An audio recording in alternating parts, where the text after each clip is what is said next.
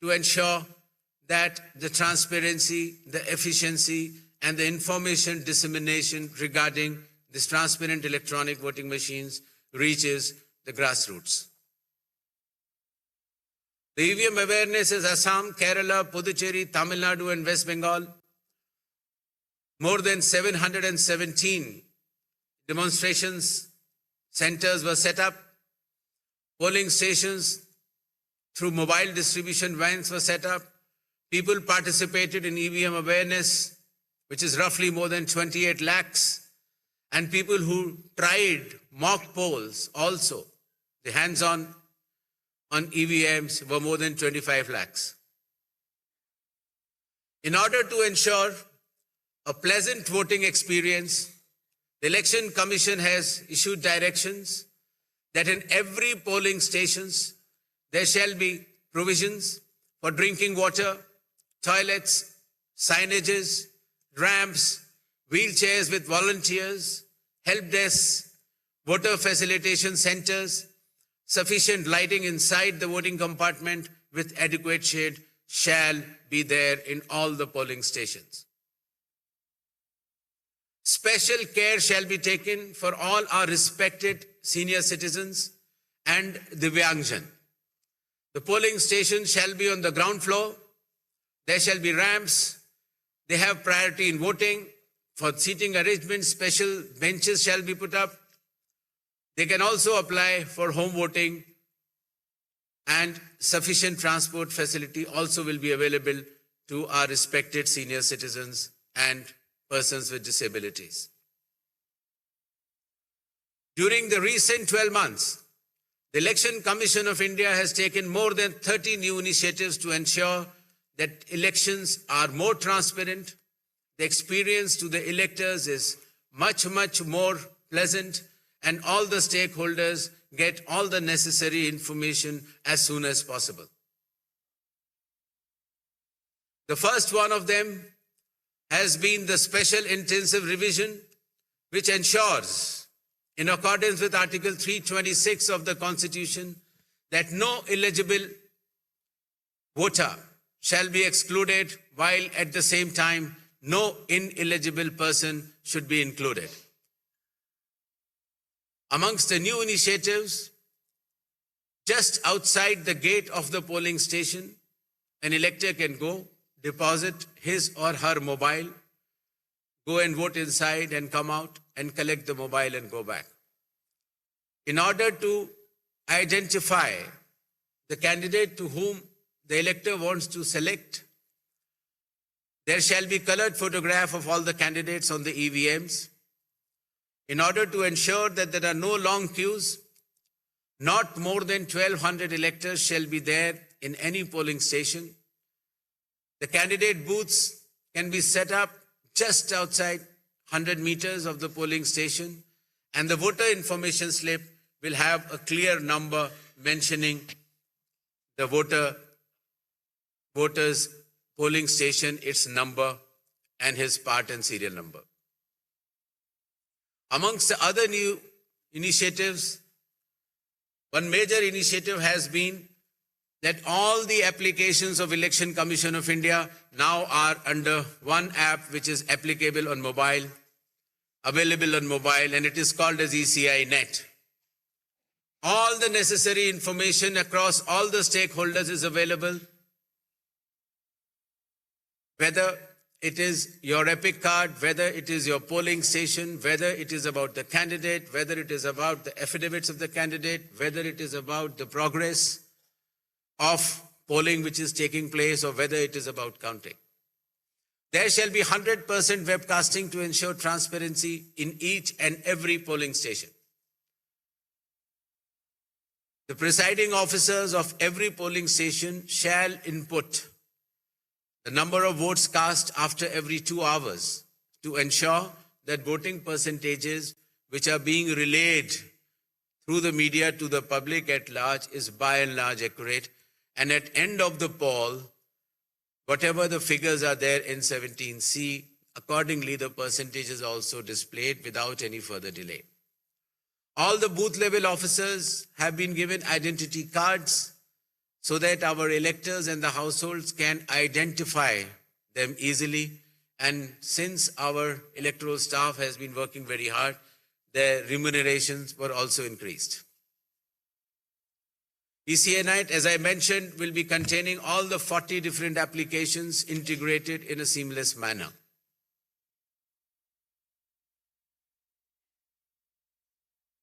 In another initiative to enhance transparency, the postal ballots will be counted 2 rounds before the EVMs.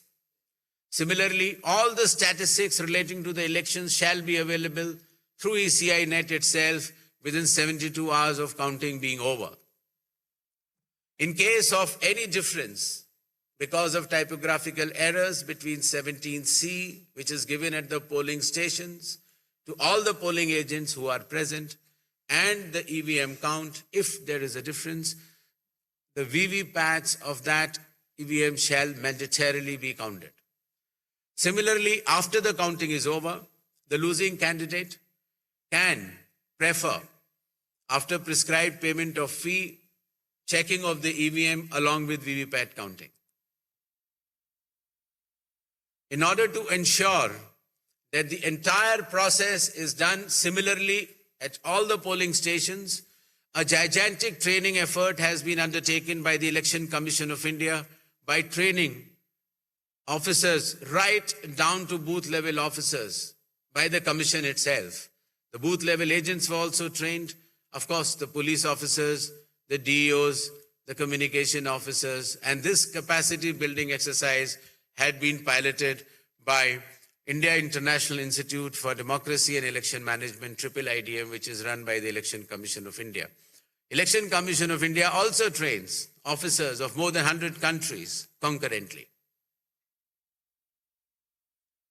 In order to have a substantial dialogue and engagement with the stakeholders, the Commission adopted a consultative and collaborative approach by which more than 4,700 all-party meetings were held by all the returning officers, DEOs and CEOs of this country.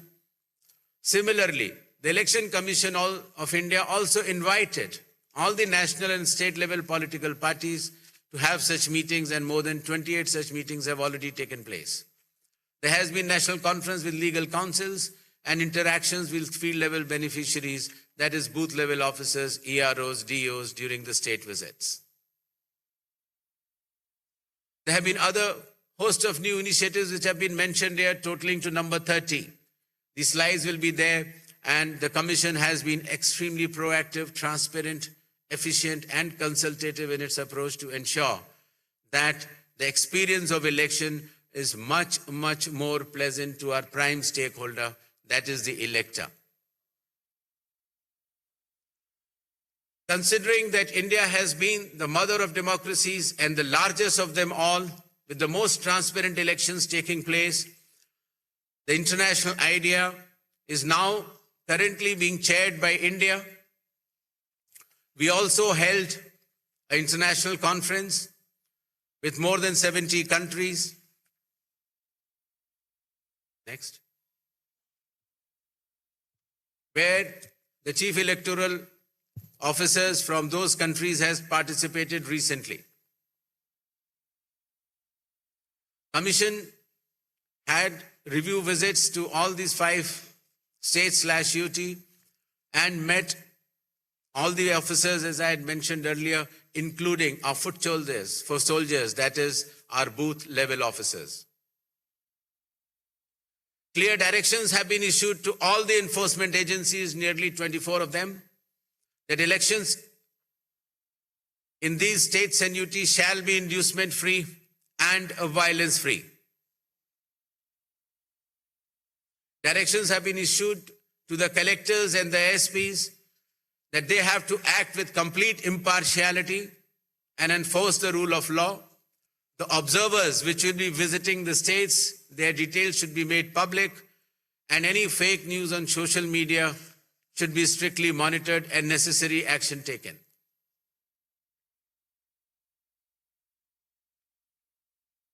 Shall we move to the poll shilling announcements now? Next. All 126 assembly constituencies for Assam, the polling shall be just in one phase, and the polling shall take place on 9th of April, Thursday, 2026. The counting shall be on 4th of May. All 140 assembly constituencies of Kerala shall also go for polling on 9th April, that is Thursday, and counting shall be on the same day, that is 4th May 2026. Puducherry also will go along with Assam and Kerala. The date of poll is 9th April and the counting will be 4th of May. Tamil Nadu. Tamil Nadu, all 234 assembly constituencies will go for poll on 23rd of April in one phase, and the counting shall be on the same day for all the 5 states/UT, that is 4th of May 2026. West Bengal. West Bengal, the 294 assembly constituencies, the polling shall be held in 2 phases. In the first phase, 152, and the second phase, 142.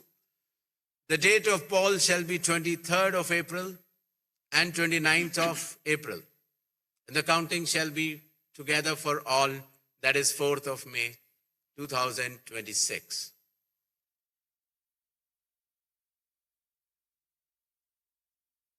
There will be 8 by-elections also, that is Goa, Gujarat, Karnataka, Maharashtra, Nagaland and Tripura. The name of the constituencies are mentioned here and the reasons, which will be circulated to you.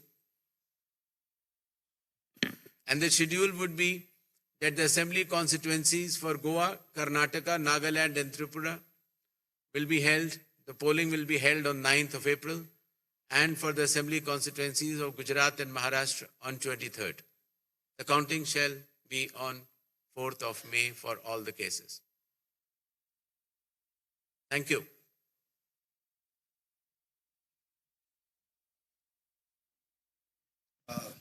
Now we shall begin with the question answer session. I'll request all of you to introduce yourselves and your organization before you ask the question. I'll also request you to ask one question per person and kindly do not repeat the questions. We shall be taking questions in groups of 5, after which the Honorable Chief Election Commissioner shall respond to that, and then we go on to the next round of questions. 6, 40, 94, 25. Hello.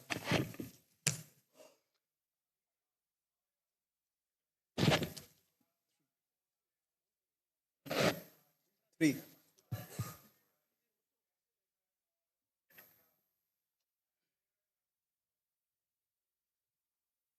जी, मेरा सवाल है, ABP news से मैं मोहित दुबे हूं sir, सामने 40 number. Sir मेरा सवाल आपसे ये है कि पिछली बार पश्चिम बंगाल विधानसभा चुनाव 8 चरणों में कराया गया था और इस बार आप 2 चरणों में करवाने जा रहे हैं। इसके पीछे क्या रीजन है? क्या आपने ऐसी तैयारी कर ली कि 2 ही चरणों में आप करवाने जा रहे हैं?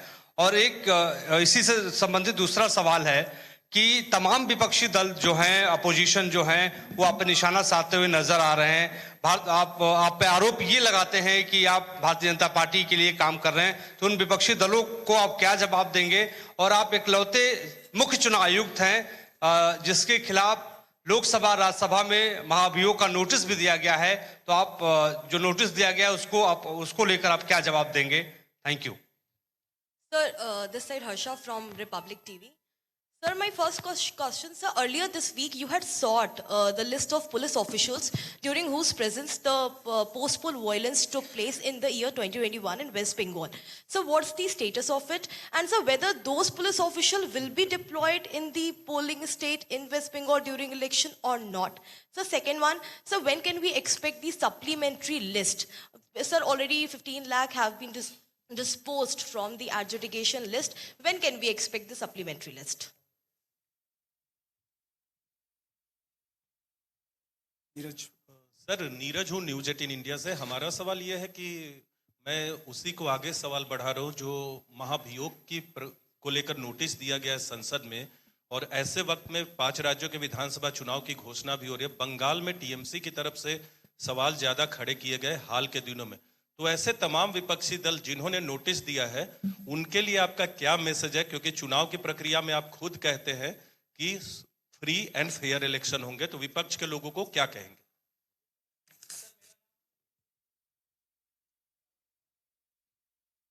सर, मैं अश्विन कुमार सिंह एनडीटीवी से।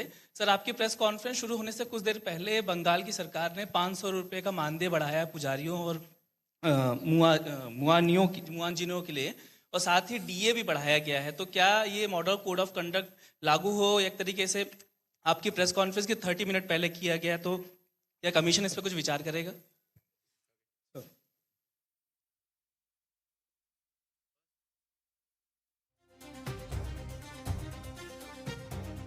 ഏപ്രിൽ 9 എന്ന തീയതി കേരളത്തിലെ നിയമസഭാ തെരഞ്ഞെടുപ്പിന്റെ വോട്ടെടുപ്പ് തീയതിയായിട്ട് നമ്മുടെ മുന്നിലേക്ക് വരുന്നു. വളരെ പെട്ടെന്ന് ഈ തെരഞ്ഞെടുപ്പ് നടക്കാൻ പോവുകയാണ്. കേരളം തെരഞ്ഞെടുപ്പിന്റെ ചൂടിന്റെ പാരമ്യത്തിലേക്ക് വരുന്നു. ഒരുപക്ഷെ ഈ നിയമസഭാ തെരഞ്ഞെടുപ്പിൽ സ്ഥാനാർത്ഥികൾക്ക്, രാഷ്ട്രീയ കക്ഷികൾക്ക് വേണ്ട രീതിയിൽ തയ്യാറെടുക്കാൻ പോലും സമയം ലഭിച്ചില്ല എന്ന് പറയാവുന്ന രീതിയിൽ ഏപ്രിൽ 9 തീയതി കേരളത്തിലെ വോട്ടെടുപ്പ് തീയതി പ്രഖ്യാപിച്ചിരിക്കുകയാണ്. കൃത്യമായിട്ട് പറഞ്ഞാൽ 25 ദിവസം. ഇന്നത്തെ ഈ വൈകുന്നേരത്തെ ദിവസം ഒഴിവാക്കി കഴിഞ്ഞാൽ 24 ദിവസം മാത്രമേ ഉള്ളൂ ഇനി ഈ വോട്ടെടുപ്പ് നടക്കാൻ എന്ന് പറയേണ്ടി വരുന്നു. കേന്ദ്ര തെരഞ്ഞെടുപ്പ് കമ്മീഷൻ പ്രഖ്യാപിച്ച തീയതി പ്രകാരം ഏപ്രിൽ 9 എന്നുള്ളത് കേരളത്തിൻ്റെ നിയമസഭാ തെരഞ്ഞെടുപ്പിൻ്റെ വോട്ടെടുപ്പ് തീയതിയായിട്ട് വരുന്നു. കേന്ദ്ര തെരഞ്ഞെടുപ്പ് കമ്മീഷൻ നടത്തിയ വാർത്താ സമ്മേളനത്തിൽ കേരളം ഉൾപ്പെടെ 5 സംസ്ഥാനങ്ങളിലെ നിയമസഭാ തെരഞ്ഞെടുപ്പ് തീയതികൾ പ്രഖ്യാപിച്ചിരിക്കുകയാണ്. കേരളത്തിൽ ഒറ്റഘട്ടമായിട്ടായിരിക്കും ഈ വോട്ടെടുപ്പ് നടക്കുക. വിജ്ഞാപനം മാർച്ച് 18 തീയതി ആയിരിക്കും പുറപ്പെടുവിക്കുക. മാർച്ച് 18 തീയതി വിജ്ഞാപനം പുറപ്പെടുവിക്കും. അതായത് ബുധനാഴ്ച, ഈ വരുന്ന ബുധനാഴ്ച കേരളത്തിൽ നിയമസഭാ തെരഞ്ഞെടുപ്പിൻ്റെ വിജ്ഞാപനം പുറപ്പെടുവിക്കും. നാമനിർദ്ദേശ പത്രിക സമർപ്പിക്കാനുള്ള അവസാന തീയതി മാർച്ച് 25 തീയതിയാണ്. അതായത് ബുധനാഴ്ചയാണ്. മാർച്ച് 25 തീയതിയാണ് നാമനിർദ്ദേശ പത്രിക സമർപ്പിക്കാനുള്ള അവസാന തീയതി. സൂക്ഷ്മ പരിശോധനയ്ക്കുള്ള തീയതി എന്ന് പറയുന്നത് മാർച്ച് 26 തീയതി, അത് വ്യാഴാഴ്ചയാണ്. പത്രിക പിൻവലിക്കാനുള്ള അവസാന തീയതി എന്ന് പറയുന്നത് മാർച്ച് 28 തീയതിയാണ്, അത് ശനിയാഴ്ചയാണ്. വോട്ടെടുപ്പ് തീയതി, പോളിംഗ് ഡേറ്റ്, അത് ഏപ്രിൽ 9 വ്യാഴാഴ്ച. ഏപ്രിൽ 9 വ്യാഴം. ഏപ്രിൽ 9 വ്യാഴം ആണ് കേരളത്തിലെ നിയമസഭാ തെരഞ്ഞെടുപ്പിൻ്റെ വോട്ടെടുപ്പിൻ്റെ തീയതി. വോട്ടെണ്ണൽ, കൗണ്ടിംഗ് ഓഫ് വോട്ട്സ്, അത് മെയ് മാസം 4 തീയതി തിങ്കളാഴ്ച നടക്കും. അതായത് ഏപ്രിൽ 9 ഒറ്റഘട്ടമായിട്ട് കേരളത്തിൽ വോട്ടെടുപ്പ് നടക്കാൻ പോകുന്നു. ആ ഏപ്രിൽ 9 കഴിഞ്ഞ് പിന്നെ മെയ് വരെ കാത്തിരിക്കണം. മെയ് 4 തീയതി വരെ കാത്തിരിക്കണം. മെയ് 4 തീയതി തിങ്കളാഴ്ച വോട്ടെണ്ണൽ. തിങ്കളാഴ്ച ഏത് പാർട്ടിക്കായിരിക്കും, ഏത് മുന്നണിക്കായിരിക്കും തിങ്കൾ നല്ല ദിവസമാവുക എന്നറിയാൻ വോട്ടെണ്ണൽ നടക്കുന്നത് മെയ് മാസം 4 തീയതി. ഏപ്രിൽ 9 വോട്ടെടുപ്പ്, മെയ് 4 തീയതി വോട്ടെണ്ണൽ. അപ്പോൾ 24 ദിവസം എന്ന് പറയേണ്ടി വരുന്നു. ഇപ്പോഴും കെ സുധാകരന് മത്സരിക്കണം എന്നുള്ള വാദം, മത്സരിപ്പിക്കാൻ കഴിയില്ല എം പിമാരെ എന്നുള്ള വാദം, സ്ഥാനാർത്ഥികളെ പോലും തീരുമാനിക്കാൻ കഴിയാതെ കുഴങ്ങുന്ന രാഷ്ട്രീയ പാർട്ടികളും മുന്നണികളും ഇവിടെ ഇങ്ങനെ നിൽക്കെ ഇതാ തൊട്ടടുത്ത് വോട്ടെടുപ്പ് തീയതി വരുന്നു. ഇനി സ്ഥാനാർത്ഥികളെ പ്രഖ്യാപിക്കുക, നാമനിർദ്ദേശ പത്രിക സമർപ്പിക്കുക, പ്രചാരണത്തിന് പോലും സമയം കിട്ടില്ല എന്ന് പറയാവുന്ന അവസ്ഥയിലേക്ക് 24 ദിവസം മാത്രം വരുന്നു എന്നുള്ളതാണ് ഇന്നത്തെ ഏറ്റവും പ്രധാനപ്പെട്ട കാര്യം. തെരഞ്ഞെടുപ്പ് തീയതി പ്രഖ്യാപിച്ചതോടുകൂടി സംസ്ഥാനത്ത് മാതൃകാ പെരുമാറ്റച്ചട്ടം നിലവിൽ വന്നിരിക്കുന്നു. മോഡൽ കോഡ് ഓഫ് കണ്ടക്ട് നിലവിൽ വന്നിരിക്കുന്നു. കേരളത്തോടൊപ്പം തമിഴ്നാട്, പുതുച്ചേരി, അസം, പശ്ചിമ ബംഗാൾ എന്നീ സംസ്ഥാനങ്ങളിലെയും തെരഞ്ഞെടുപ്പ് തീയതികൾ പ്രഖ്യാപിച്ചിരിക്കുന്നു. തമിഴ്നാട്ടിലും പുതുച്ചേരിയിലും ഏപ്രിൽ 9-നായിരിക്കും വോട്ടെടുപ്പ്. സ്പെഷ്യൽ ഇൻറ്റൻസീവ് റിവിഷന് ശേഷമുള്ള അന്തിമ വോട്ടർ പട്ടിക പ്രകാരമായിരിക്കും തെരഞ്ഞെടുപ്പ് നടക്കുക. എങ്കിലും നാമനിർദ്ദേശ പത്രിക സമർപ്പിക്കുന്നതിന് മുൻപ് വരെ വോട്ടർ പട്ടികയിൽ പേര് ചേർക്കാൻ അവസരമുണ്ടാകും എന്ന് തെരഞ്ഞെടുപ്പ് കമ്മീഷൻ സൂചിപ്പിച്ചിരിക്കുന്നു. ഇത്തവണ കേരളത്തിൽ ഏകദേശം 30,000 പോളിംഗ് സ്റ്റേഷനുകൾ ഉണ്ടാവുമെന്നാണ് റിപ്പോർട്ട്. ഒരു ബൂത്തിൽ പരമാവധി 1200 വോട്ടർമാർ എന്ന രീതിയിലായിരിക്കും ക്രമീകരണം. ഒരിക്കൽ കൂടി ഓർമ്മിപ്പിക്കട്ടെ, കേരളത്തിലെ നിയമസഭാ തെരഞ്ഞെടുപ്പിൻ്റെ വോട്ടെടുപ്പ് തീയതി ഏപ്രിൽ 9-ാം തീയതി, വോട്ടെണ്ണൽ മെയ് 4-ാം തീയതി, പത്രിക സമർപ്പണ തീയതികൾ മാർച്ച് 18 മുതൽ 25 വരെ. ശ്രീജിത്ത് വിവരങ്ങൾ നൽകുന്നു. വാർത്താ സമ്മേളനത്തിൻ്റെ തൊട്ടുപിറകെ ഏപ്രിൽ 9, മെയ് 4 എന്ന 2 തീയതികളിലേക്ക് കേരളം ചുരുങ്ങിയിരിക്കുന്നു. ശ്രീജിത്ത്. എന്തായാലും രാഷ്ട്രീയ പാർട്ടികളെയും രാഷ്ട്രീയ നിരീക്ഷകരെയും ഞെട്ടിച്ചുകൊണ്ടാണ് തെരഞ്ഞെടുപ്പ് കമ്മീഷൻ്റെ ഒരു പ്രഖ്യാപനം ഉണ്ടായിരിക്കുന്നത്. കാരണം വിഷുവിന് ശേഷം ഏപ്രിൽ 15-ന് ശേഷമാണ് നിലവിൽ രാഷ്ട്രീയ പാർട്ടികളും അതോടൊപ്പം തന്നെ മാധ്യമങ്ങളുമെല്ലാം തിരഞ്ഞെടുപ്പ് പ്രതീക്ഷിച്ചിരുന്നതെങ്കിൽ അതിനെല്ലാം തകിടം മറിച്ചുകൊണ്ടാണ് തെരഞ്ഞെടുപ്പ് കമ്മീഷൻ്റെ പ്രഖ്യാപനം ഉണ്ടായിരിക്കുന്നത്. തെരഞ്ഞെടുപ്പ് കമ്മീഷൻ്റെ പ്രഖ്യാപനം ഉണ്ടാകുമ്പോൾ നാം മറ്റൊരു കാര്യം പരിശോധിക്കണം. കഴിഞ്ഞ 2021-ലെ തെരഞ്ഞെടുപ്പിന് സമാനമായ ഒരു പ്രഖ്യാപനം തന്നെയായിരുന്നു ഇപ്പോൾ ഉണ്ടായിരിക്കുന്നത്. അന്ന് ഏപ്രിൽ 6-നായിരുന്നു തെരഞ്ഞെടുപ്പെങ്കിൽ ഇപ്പോൾ ഏപ്രിൽ 9-നാണ്. അന്ന് മെയ് 2-നാണ് തെരഞ്ഞെടുപ്പ് ഫലം പുറത്തു വന്നതെങ്കിൽ ഇന്ന് മെയ് 14-നാണ്. അങ്ങനെ ഒരു വലിയ ലെങ്ത് ഇതിൽ കാണുന്നില്ല. പക്ഷേ ഇതിൻ്റെ പ്രഖ്യാപനത്തിൽ കുറച്ച് നീക്കങ്ങൾ, ഒരു വലിയ ലെങ്ത് കാണുന്നുണ്ട്. കാരണം അന്ന് മാർച്ച് ആദ്യവാരം തന്നെ ആ പ്രഖ്യാപനം ഉണ്ടായെങ്കിൽ ഇന്ന് ഇത്രയും നീണ്ട ശേഷമായിരുന്നു ഈ പ്രഖ്യാപനം ഉണ്ടായത്. എന്തായാലും തെരഞ്ഞെടുപ്പ് പ്രചരണത്തിന് സ്ഥാനാർത്ഥികൾക്ക് ഇനി അധിക സമയമില്ല. ഇനി 20-25 ദിവസം മാത്രമാണ്. ഇന്നലെ വി ഡി സതീശനോട് മാധ്യമങ്ങൾ ചോദിച്ചപ്പോൾ വി ഡി സതീശൻ ഒരു ആശങ്ക പങ്കുവച്ചിരുന്നു. വി ഡി സതീശൻ പറഞ്ഞത് തെരഞ്ഞെടുപ്പിന് ഇനി ചിലപ്പോൾ മാസങ്ങൾ നീണ്ടുപോയാൽ അത് സ്ഥാനാർത്ഥി പ്രഖ്യാപനത്തെ ബാധിക്കും, അതുകൊണ്ടാണ് ഞങ്ങൾ സ്ഥാനാർത്ഥി പ്രഖ്യാപനം വൈകിപ്പിക്കുന്നതെന്നായിരുന്നു വി ഡി സതീശൻ്റെ ആശങ്ക. പക്ഷേ ആ ആശങ്ക പൂർണ്ണമായി തന്നെ തെരഞ്ഞെടുപ്പ് കമ്മീഷൻ ഇപ്പോൾ പരിഹരിച്ചിരിക്കുന്നു. ഇനി സ്ഥാനാർത്ഥികൾക്ക് അതിവേഗം തന്നെ മുന്നോട്ട് പോകണം. പല പാർട്ടികളെ സംബന്ധിച്ചിടത്തോളം തെരഞ്ഞെടുപ്പുമായി ബന്ധപ്പെട്ട് അവരുടെ സ്ഥാനാർത്ഥി നിർണയം പോലും പ്രതിസന്ധിയിലാണ്. കുറച്ചു മുമ്പ് സൂചിപ്പിച്ചതുപോലെ തന്നെ സുധാകരൻ അടക്കമുള്ളവർ ഇപ്പോൾ സ്ഥാനാർത്ഥിയാകുമോ അതോ മത്സരിക്കാൻ കഴിയുമോ എന്ന ചോദ്യങ്ങളുമായി മുന്നോട്ട് നിൽക്കുന്നു. ഇത് പല പാർട്ടികളിലും ഈ പ്രശ്നങ്ങളുണ്ട്. പക്ഷേ CPIM-നെ സംബന്ധിച്ചിടത്തോളം അവർ പ്രഖ്യാപിച്ചിരിക്കുന്നത് 1 മണിക്കൂറിനുള്ളിൽ തന്നെ, അല്പസമയത്തിനകം തന്നെ പാർട്ടി സെക്രട്ടറി മാധ്യമങ്ങളെ കണ്ട് തങ്ങളുടെ സ്ഥാനാർത്ഥി പ്രഖ്യാപനം നടത്തുമെന്ന് പറഞ്ഞു. ഇപ്പോൾ അല്പസമയത്തിനകം തന്നെ CPM-ന്റെ സംസ്ഥാന സെക്രട്ടറി മാധ്യമങ്ങളെ കാണും. അവർ അതിവേഗം മുന്നോട്ട് പോവുകയാണ്. കാരണം അവർക്ക് വീണ്ടും അധികാരത്തിൽ വരാൻ കഴിയുമെന്നൊരു പ്രതീക്ഷയുണ്ട്. കോൺഗ്രസിനെ സംബന്ധിച്ചിടത്തോളം അവരുടെ ഒരു തുറുപ്പ് ചീട്ടുമാണ് കേരളം. ഈ കഴിഞ്ഞ ലോക്സഭാ തെരഞ്ഞെടുപ്പിന് ശേഷം പരിശോധിക്കുകയാണെങ്കിൽ ഹരിയാന, മഹാരാഷ്ട്ര, ബീഹാർ അടക്കമുള്ള എല്ലാ തെരഞ്ഞെടുപ്പുകളിലും കോൺഗ്രസിന് പരാജയമാണ് ഉണ്ടായത്. അതുകൊണ്ട് തന്നെ കേരളവും ആസാമും പിടിച്ച് ദേശീയ രാഷ്ട്രീയത്തിലേക്ക് തിരിച്ചു വരാനാണ് കോൺഗ്രസിൻ്റെ ശ്രമം. അതോടൊപ്പം തന്നെ കേരളത്തിലെ ഈ 10 വർഷമെല്ലാം ഒരു പാർട്ടി ഒരു സംസ്ഥാനത്ത് നിന്നും മാറി നിൽക്കുക, പ്രത്യേകിച്ച് കോൺഗ്രസ് മാറി നിൽക്കുക എന്ന് പറയുന്നത് തന്നെ അവർക്ക് വലിയ പ്രതിസന്ധിയാണ്. ആ പ്രതിസന്ധിയുണ്ട്. അതോടൊപ്പം തന്നെ കേരളത്തിൽ നിന്ന് തന്നെ പല നേതാക്കളും BJP-യിലേക്ക് പോകുന്ന ഒരു നീക്കങ്ങൾ നാം കണ്ടതാണ്. അത് പത്മജ വേണുഗോപാൽ അടക്കമുള്ളവരുടെ നീക്കങ്ങൾ നാം കണ്ടിരുന്നു. അതുകൊണ്ട് തന്നെ പാർട്ടിയുടെ നിലനിൽപ്പിന്റെ പ്രശ്നമാണ് കേരളത്തിൽ. വിജ്ഞാപനം വരുന്നു. മാർച്ച് 15-ാം തീയതി വിജ്ഞാപനം വന്നിട്ട് ഏപ്രിൽ 9-ാം തീയതി ഈ വോട്ടെടുപ്പ് നടക്കുക എന്ന് പറഞ്ഞാൽ പാർട്ടികൾക്ക് മുന്നിൽ വെറും 25 ദിവസങ്ങൾ മാത്രമാണ് ഉണ്ടാവുക. ഇത് ഒരുപക്ഷെ കേരളത്തിലെ എല്ലാ പ്രധാനപ്പെട്ട രാഷ്ട്രീയ മുന്നണികളെ സംബന്ധിച്ചിടത്തോളം വലിയൊരു വെല്ലുവിളിയായിരിക്കും എന്നുള്ളതിൽ ഒരു സംശയവുമില്ല. പ്രത്യേകിച്ചും ഈ ഒരു ചുരുങ്ങിയ സമയം കൊണ്ട് രാഷ്ട്രീയ പാർട്ടികളെ എങ്ങനെയൊക്കെ അത് ബാധിക്കുമെന്നുള്ളത് ഈ ഏപ്രിൽ 9 എന്നുള്ള തീയതി വെച്ചുകൊണ്ട് നമുക്ക് സൂചിപ്പിക്കേണ്ടതുണ്ട്. അതിൽ ഏറ്റവും പ്രധാനപ്പെട്ട കാര്യം എന്ന് പറയുന്നത് സ്ഥാനാർത്ഥി നിർണയത്തിലെ സമ്മർദ്ദമായിരിക്കും. സാധാരണയായിട്ട് നമ്മൾക്കറിയാം, ആഴ്ചകൾ നീണ്ടു നിൽക്കുന്ന ചർച്ചകൾക്കും ഗ്രൂപ്പ് വഴക്കുകൾക്കും ഒന്നും ഇനി ഇത്തവണ സമയമില്ലാത്തൊരവസ്ഥയിലേക്ക് വരുന്നു.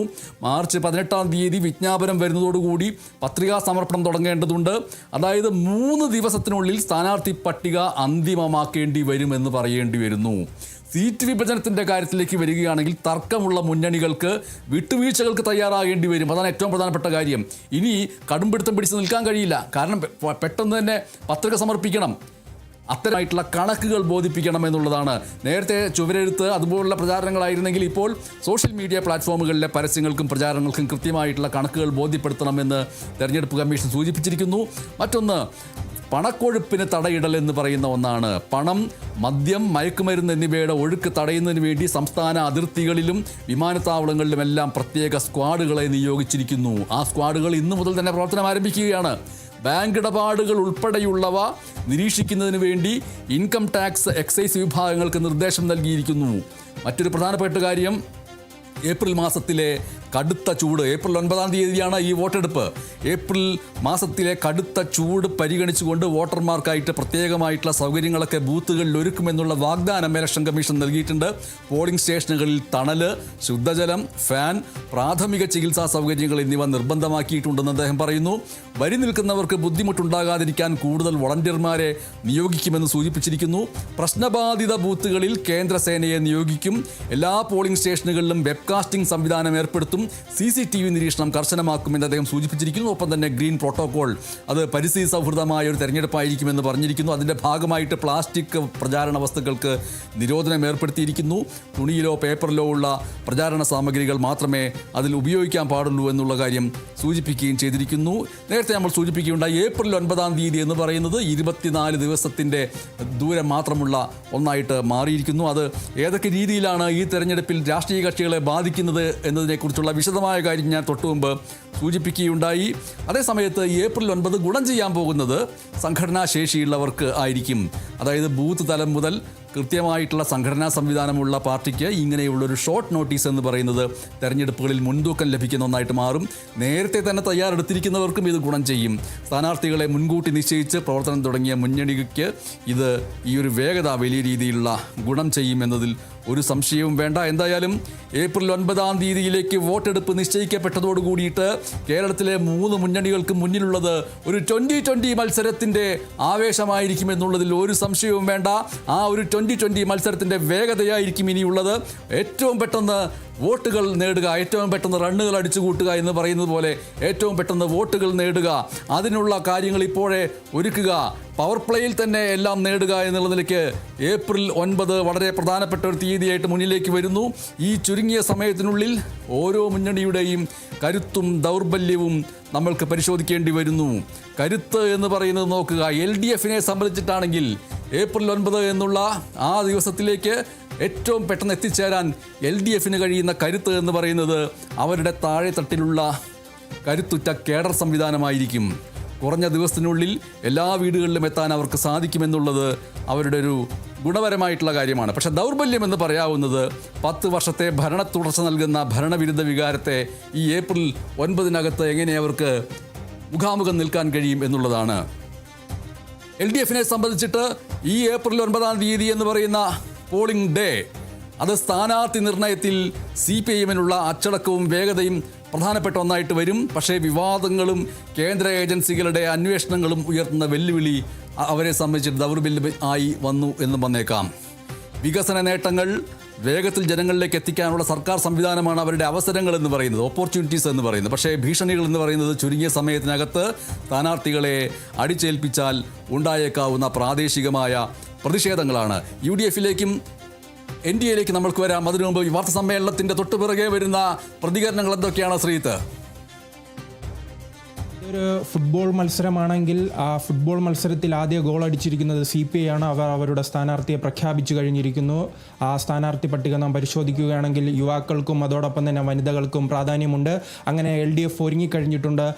LDFൻ്റെ നേതാക്കൾ പലതവണ സൂചിപ്പിച്ചത് തന്നെയായിരുന്നു, ഈ തെരഞ്ഞെടുപ്പ് കമ്മീഷൻ്റെ വാർത്താ സമ്മേളനമുണ്ടായി തിരഞ്ഞെടുപ്പ് തീയതി പ്രഖ്യാപിച്ചതിന് ശേഷം 1 മണിക്കൂറിനകം തന്നെ പ്രഖ്യാപിക്കുമെന്ന് അവർ പറഞ്ഞിരുന്നെങ്കിൽ എനിക്ക് തോന്നുന്നു ഒരു 10-15 മിനിറ്റിനകം തന്നെ CPI തങ്ങളുടെ സ്ഥാനാർത്ഥികളെ 25 പേരെ പ്രഖ്യാപിച്ചിരിക്കുന്നു. അങ്ങനെ LDF ഒരുങ്ങിയിരിക്കുന്നു. അവർ വീണ്ടും തുടർഭരണം ലക്ഷ്യമിട്ട് മുന്നോട്ട് പോകുന്നു. അതിനുവേണ്ടിയുള്ള വലിയ തയ്യാറെടുപ്പ് മുൻകാലങ്ങളിൽ നടത്തിയതുപോലെ തന്നെ, എന്ന് പറഞ്ഞാൽ തെരഞ്ഞെടുപ്പ് പ്രഖ്യാപനത്തിന് മുൻപ് നടത്തിയതുപോലെ തന്നെ തെരഞ്ഞെടുപ്പ് പ്രഖ്യാപനത്തിന് ശേഷവും അവർ ഗ്രൗണ്ടിൽ ഇറങ്ങിക്കഴിഞ്ഞു. ശക്തമായി തന്നെ മത്സരത്തിനുള്ള തയ്യാറെടുപ്പുകൾ നടന്നു വരുന്നുണ്ട്. പക്ഷേ കോൺഗ്രസിനെ സംബന്ധിച്ചിടത്തോളം അവരുടെ സ്ഥാനാർത്ഥി പട്ടികയെക്കുറിച്ചുള്ള ചർച്ചകൾ ഇപ്പോഴും ഡൽഹിയിൽ തുടരുകയാണ്.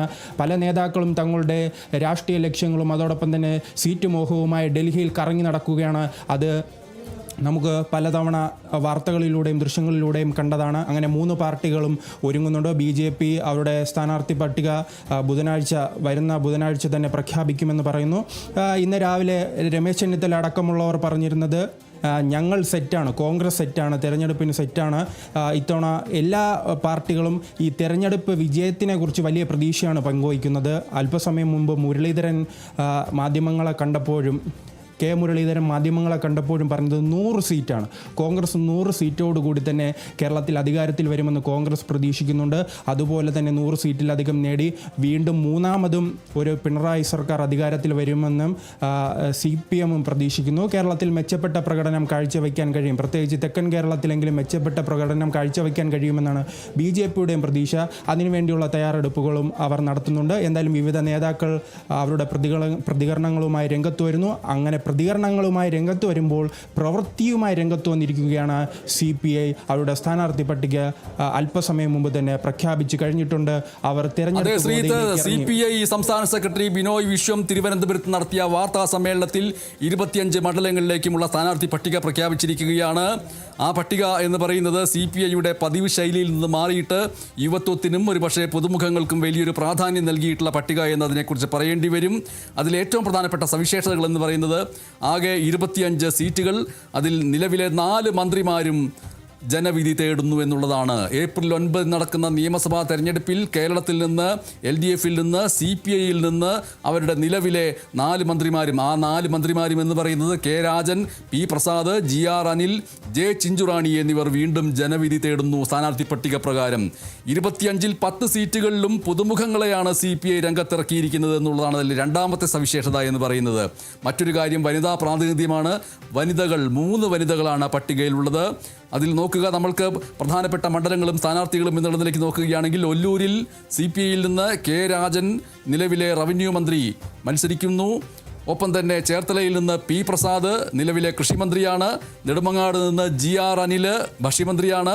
ചടയമംഗലത്ത് നിന്ന് J ചിഞ്ചുറാണി മൃഗസംരക്ഷണ വകുപ്പ് മന്ത്രിയാണ്. തൃശ്ശൂരിൽ നിന്ന് P ബാലചന്ദ്രൻ നിലവിലെ MLA ആണ്.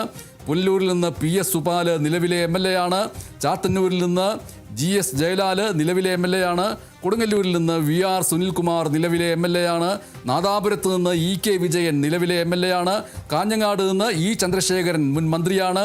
കയ്പമംഗലത്ത് നിന്ന് ET ടൈസൺ നിലവിലെ MLA ആണ്. കരുനാഗപ്പള്ളിയിൽ നിന്ന് CR മഹേഷ്, അത് പാർട്ടിയുടെ യുവ നേതാവ് എന്നുള്ള നിലയ്ക്ക് UDFിനെതിരെ കരുത്തനായിട്ടുള്ളൊരു പുതുമുഖത്തെ അവതരിപ്പിക്കുന്നു എന്നുള്ള നിലയ്ക്കാണ് അവതരിപ്പിച്ചിട്ടുള്ളത്. എന്തായാലും യുവത്വത്തിന് മുൻഗണന നൽകിക്കൊണ്ടുള്ള ഒരു സ്ഥാനാർത്ഥി പട്ടികയാണ് CPI. തെരഞ്ഞെടുപ്പ് കമ്മീഷൻ ഏപ്രിൽ 9 തീയതിയാണ് കേരളത്തിലെ നിയമസഭാ തെരഞ്ഞെടുപ്പിൻ്റെ തീയതി എന്ന് പ്രഖ്യാപിച്ചതിൻ്റെ തൊട്ടുപിറകെ നടത്തിയ വാർത്താ സമ്മേളനത്തിൽ ബിനോയ് വിശ്വം പ്രഖ്യാപിച്ചിരിക്കുന്നത്. നമ്മൾ നേരത്തെ സൂചിപ്പിച്ചതുപോലെ തന്നെ 70+ എന്ന് പറയുന്ന ഒരു മാനദണ്ഡം CPI കർശനമായിട്ട് നടപ്പാക്കി. 70+ എന്നുള്ളതിലേക്ക് അവർ പോയിട്ടില്ല. പ്രായപരിധി ലംഘിച്ച പല മുതിർന്ന നേതാക്കളും ഇത്തവണ പട്ടികയ്ക്ക് പുറത്താണ് എന്നുള്ള കാര്യം കൂടി ഓർക്കേണ്ടതുണ്ട്. തുടർച്ചയായിട്ട് 2 തവണ മത്സരിച്ച പലർക്കും ഇത്തവണ ഇളവ് നൽകിയിട്ടില്ല എന്നുള്ള കാര്യവും നമ്മൾ ഓർക്കേണ്ടതുണ്ട്. ഇത് പാർട്ടിയിൽ വലിയ രീതിയിൽ ഒരു പുതിയ മുഖങ്ങൾ വരാൻ കാരണമാവുകയും ചെയ്തിരിക്കുന്നു. ഒപ്പം മന്ത്രിമാർ തങ്ങളുടെ പഴയ മണ്ഡലങ്ങൾ തന്നെ മത്സരിക്കുന്നു എന്നുള്ളത് ശ്രദ്ധേയമായിട്ടുള്ള കാര്യമാണ്. ഭരണവിരുദ്ധ വികാരം മറികടക്കാൻ ഇവർക്ക് സാധിക്കുമോ എന്നത് വലിയ ചർച്ചയായി മാറുകയും ചെയ്യും എന്നുള്ളതാണ്. ശ്രീത്, തീർച്ചയായും അത്തരത്തിലാണ്. CPI വലിയ പ്രതീക്ഷയിലാണ്. അവരുടെ സ്ഥാനാർത്ഥി പട്ടിക പരിശോധിച്ചാൽ ഞാൻ തുടക്കം സൂചിപ്പിച്ചതുപോലെ തന്നെ യുവാക്കൾക്കും അതോടൊപ്പം തന്നെ സ്ത്രീകൾക്കും വലിയ പരിഗണന നൽകിയിട്ടുണ്ട്. അതോടൊപ്പം തന്നെ മുൻ 4 മന്ത്രിമാരെയും അവർ തിരഞ്ഞെടുപ്പ് കളത്തിൽ തന്നെ ഇറങ്ങിയിട്ടുണ്ട്. അവർക്കെതിരെ വലിയ രീതിയിലുള്ള ഭരണവിരുദ്ധ വികാരങ്ങളോ വിമർശനങ്ങളോ ഒന്നുമില്ല. നമുക്കറിയാവുന്നതാണ്, അനിലടക്കമുള്ള മന്ത്രിമാർ വലിയ രീതിയിൽ തന്നെ ജനങ്ങൾക്കിടയിൽ ഇറങ്ങി പ്രവർത്തിക്കുന്ന ഒരു നേതാവ് കൂടിയാണ്. മറ്റൊരു കാര്യം നാം പരിശോധിക്കുകയാണെങ്കിൽ അല്പസമയത്തിനുള്ളിൽ തന്നെ CPMൻ്റെ സംസ്ഥാന സെക്രട്ടറി മാധ്യമങ്ങളെ കണ്ട് തങ്ങളുടെ സ്ഥാനാർത്ഥിയെ പ്രഖ്യാപിക്കാനുള്ള സാധ്യതയുണ്ട്.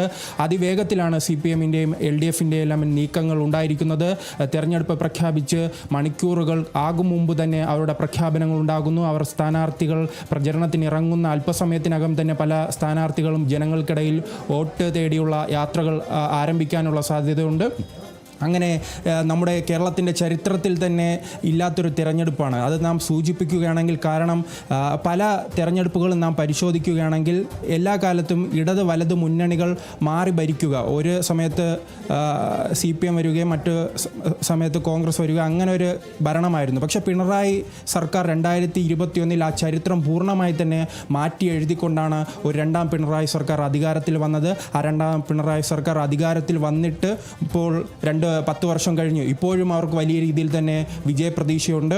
അവർ പല മേഖലയിലും ഇപ്പോഴും വിജയിക്കുമെന്ന് പല സർവേകളും സൂചിപ്പിക്കുന്നുണ്ട്. നാം പല സർവേകളും പരിശോധിക്കുമ്പോൾ ഇഞ്ചോടിഞ്ച് മത്സരമാണ്. ഒരു സർവേ പോലും ഏകപക്ഷീയമായി 2021 പല സർവേകളും പരിശോധിക്കുമ്പോൾ ഏകപക്ഷീയമായി തന്നെ CPM അധികാരത്തിൽ വരുമെന്നായിരുന്നു അന്ന് സർവേകൾ ഉണ്ടായിരുന്നത്. പക്ഷേ ഈ തെരഞ്ഞെടുപ്പിൻ്റെ സർവേകൾ പരിശോധിച്ച് നോക്കുകയാണെങ്കിൽ എല്ലാ സർവേകളും ഒറ്റ സ്വരത്തിൽ പറയുകയാണ്, ഇഞ്ചോടിഞ്ച് മത്സരമാണ് ഈ കേരളത്തിൽ നടക്കാൻ പോകുന്നത്. പക്ഷേ കോൺഗ്രസിനെ സംബന്ധിച്ചിടത്തോളം അവർക്ക് പ്രതീക്ഷ നൽകുന്നത് കഴിഞ്ഞ തദ്ദേശ സ്വയംഭരണ സ്ഥാപനങ്ങളുടെ തെരഞ്ഞെടുപ്പിൽ അവർക്ക് വലിയ മുന്നേറ്റം ഉണ്ടാക്കാൻ കഴിഞ്ഞു. പ്രത്യേകിച്ച് തെക്കൻ കേരളത്തിൽ അവർക്ക് വലിയ മുന്നേറ്റം ഉണ്ടാക്കാൻ കഴിഞ്ഞു. അതോടൊപ്പം തന്നെ CPMൻ്റെ വലിയ ശക്തി കേന്ദ്രങ്ങളായി അറിയപ്പെടുന്ന കാസർഗോഡും കണ്ണൂരും കോഴിക്കോടും അടക്കമുള്ള ജില്ലകളിലും അവർക്ക് സ്വാധീനം വർദ്ധിപ്പിക്കാൻ കഴിഞ്ഞു.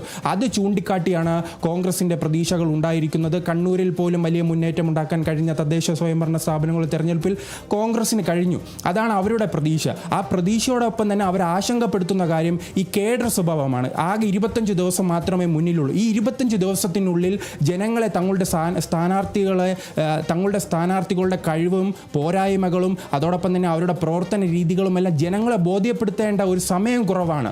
മുൻകാലങ്ങളിൽ നോക്കുമ്പോൾ 25 ദിവസത്തിനുള്ളിൽ തന്നെ തങ്ങളുടെ സ്ഥാനാർത്ഥി വിജയിച്ചു കഴിഞ്ഞാൽ എന്തു ചെയ്യും, അല്ലെങ്കിൽ ആ സ്ഥാനാർത്ഥി ജനങ്ങൾക്ക് മുൻപ് ആ മേഖലയിൽ എന്തെല്ലാം പ്രവർത്തനങ്ങൾ സംഘടിപ്പിച്ചിട്ടുണ്ടോ എന്നെല്ലാം ജനങ്ങളെ ബോധ്യപ്പെടുത്താനുള്ള സമയം കോൺഗ്രസിനും BJPക്കും ലഭിക്കുമോ എന്നുള്ള കാര്യം സംശയമാണ്. അതെ, അതാണ് സമയത്തിന്റെ ഒരു അപര്യാപ്തത എല്ലാവരുടെയും മുന്നിൽ പ്രധാനപ്പെട്ട ഒന്നായിട്ട് വരും. പാചകവാതക പ്രതിസന്ധിയിൽ വലയുന്ന ഒരു ജനം ആയിരിക്കും ഇത്തവണ ഈ നിയമസഭാ തെരഞ്ഞെടുപ്പിൽ വോട്ട് ചെയ്യാൻ പോവുക എന്ന് മാത്രം സൂചിപ്പിക്കട്ടെ. ഇടവേളയ്ക്ക് ശേഷം വാർത്തയിലേക്ക് തിരികെ എത്താം.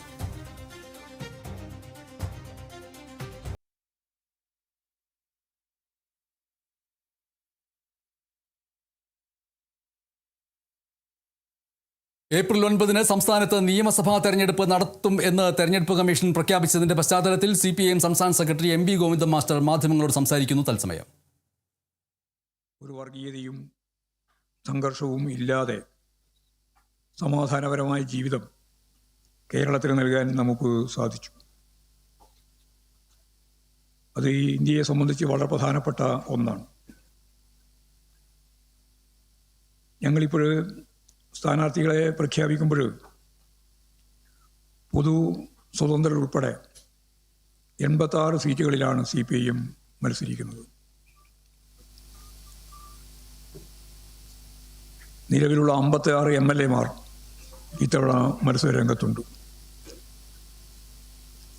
കേരളത്തിന് പുറമെ പുതുച്ചേരി അസംബ്ലിയിലെ മാഹി നിയമസഭാ മണ്ഡലത്തിലെ സ്ഥാനാർത്ഥിയെയും ഞങ്ങൾ ഇതിനോടൊപ്പം പ്രഖ്യാപിക്കുകയാണ്. CPIM പോളിറ്റ് ബ്യൂറോയിൽ നിന്ന് ഒരാൾ മത്സരിക്കണം എന്നാണ് PB തീരുമാനിച്ചത്.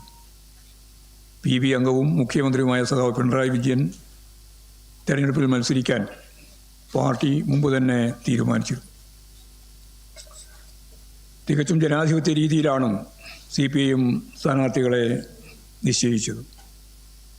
ജില്ലാ സെക്രട്ടേറിയറ്റ് ചർച്ച ചെയ്ത് തയ്യാറാക്കിയ സാധ്യതാ പട്ടിക സംസ്ഥാന സെക്രട്ടേറിയറ്റും സംസ്ഥാന കമ്മിറ്റിയും വിശകലനം ചെയ്ത് പ്രാഥമിക പട്ടിക തയ്യാറാക്കി. ഈ പട്ടിക ജില്ലാ സെക്രട്ടേറിയറ്റും ജില്ലാ കമ്മിറ്റിയും മണ്ഡലം കമ്മിറ്റികളിലും ചർച്ച ചെയ്ത് ഇതിന് ശേഷം ലഭിച്ച നിർദ്ദേശങ്ങൾ ക്രോഡീകരിച്ചാണ് സംസ്ഥാന കമ്മിറ്റി അന്തിമ പട്ടികയ്ക്ക് രൂപം നൽകിയത്. ഈ പട്ടിക കേന്ദ്ര നേതൃത്വത്തിൻ്റെ അംഗീകാരത്തോടു കൂടിയാണ് ഔദ്യോഗികമായി ഇന്നിപ്പോൾ പ്രഖ്യാപിക്കുന്നത്. ഇലക്ഷൻ പ്രഖ്യാപിച്ചതിന് ശേഷം സ്ഥാനാർത്ഥികളെ പ്രഖ്യാപിക്കാമെന്ന് മുൻകൂട്ടി ഞങ്ങൾ ചൂണ്ടിക്കാണിച്ചതാണ്. ആ കാര്യമാണിവിടെ ഇപ്പോൾ പ്രഖ്യാപിക്കാൻ ഉദ്ദേശിക്കുന്നത്. ഞാനോരോ മണ്ഡലവും മത്സരിക്കുന്നവരുടെ പേരും പറയാം. മഞ്ചേശ്വരം സഖാവ് KR Jayananda, Uduma advocate CH Kunhambu, Trikaripur doctor VPP Mustafa, Payyanur സഖാവ് ടി ഐ മധുസൂദനൻ, തളിപ്പറമ്പ് സഖാവ് P K Shyamal teacher, Azhikode സഖാവ് കെ വി സുമേഷ്, കലിയശ്ശേരി സഖാവ് എം വിജിൽ, ധർമ്മടം സഖാവ് പിണറായി വിജയൻ, മട്ടന്നൂർ സഖാവ് വി കെ സനോജ്, പേരാവൂർ സഖാവ് K K Shailaja teacher, Thalassery സഖാവ് കാരായി രാജൻ, മാനന്തവാടി സഖാവ് ഒ ആർ കേളു, സുൽത്താൻ ബത്തേരി സഖാവ് എം എസ് വിശ്വനാഥൻ, കുറ്റിയാടി സഖാവ് കെ പി കുഞ്ഞമ്മദ് കുട്ടി മാസ്റ്റർ, പേരാമ്പ്ര സഖാവ് T P Ramakrishnan, Balussery advocate K M Sachin Dev, Koyilandy സഖാവ് കെ ദാസൻ, കോഴിക്കോട് നോർത്ത് തോട്ടത്തിൽ സഖാവ് തോട്ടത്തിൽ രവീന്ദ്രൻ, ബേപ്പൂർ സഖാവ് പി എ മുഹമ്മദ് റിയാസ്, തിരുവമ്പാടി സഖാവ് Lindo Joseph, Ponnani advocate M K Sakeer, Wandoor doctor K K Damodaran master.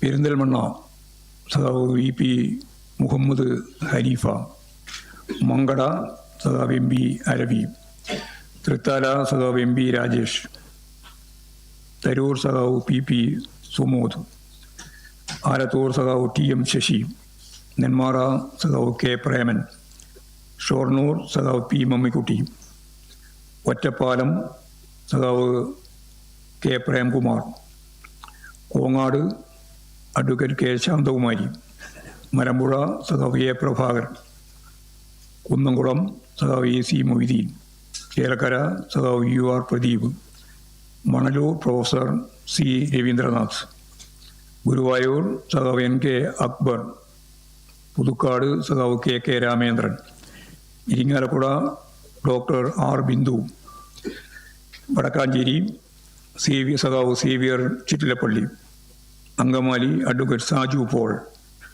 Aluva advocate A M Arif, Kunnathunad P V Sreenijan,